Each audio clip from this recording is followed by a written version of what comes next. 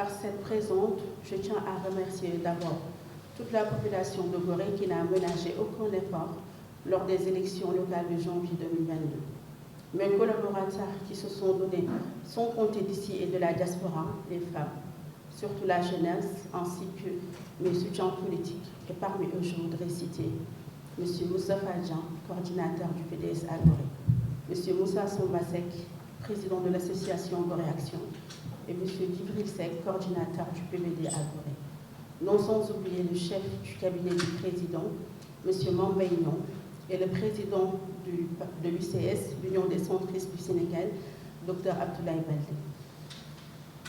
Cependant, je peux dire que l'heure est grave, et c'est pourquoi notre coalition Sénégal 2035 a tenu à faire une déclaration pour mettre en exergue les nombreuses irrégularités qui ont entaché la sincérité du scrutin dans nos circonscriptions électorales.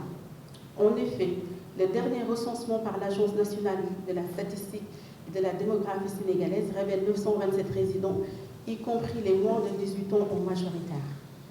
Ce qui supposerait une population électorale qui ne dépasserait pas 600 électeurs et résidents.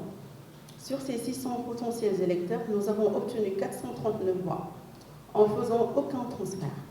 Si le maire sortant se proclame vainqueur avec plus de 800 voix, en sus de 439 voix, ce qui fait le double de la population électorale estimée de l'île. Cela démontre à suffisance que le maire sortant a fait un transfert massif d'électeurs non résidents qui n'ont aucun lien avec Gorée. Ce qui entache la sincérité de ce scrutin, car les Goréens résidents ont dans une très large majorité voté en faveur de notre liste. C'est le même procédé qu'il avait utilisé en 2014 pour être élu majoritairement par des non-goréens et qu'il répète en 2022 pour avoir un 4e mandat alors qu'il est là depuis 20 ans. Il faut qu'il respecte le choix des insulaires qui ont largement rejeté sa gestion et son équipe. Plainte pour violence physique et verbale. Outre ces irrégularités, nous tenons par ailleurs à faire savoir que durant toute la campagne, hormis les accusations d'andropophage, de harcèlement, nous avons subi des violences verbales, physiques, des diffamations, une campagne de diabolisation, de stigmatisation par le camp du maire sortant. Les membres de sa famille ont tout fait pour nous porter préjudice et ternir notre image. Cela va sans dire que nous allons rester en justice. Il faut que ces pratiques dans notre âge cessent car nos adversaires sont coutumiers des faits. Ce sont des habitués. Nous avons des preuves pour étayer tout cela et nous irons jusqu'au bout. Annulation des résultats et délégation spéciale. À la tête de la commune depuis 2001, sans bilan convaincant, le maire sortant sait que la population lui a tourné le dos depuis très longtemps.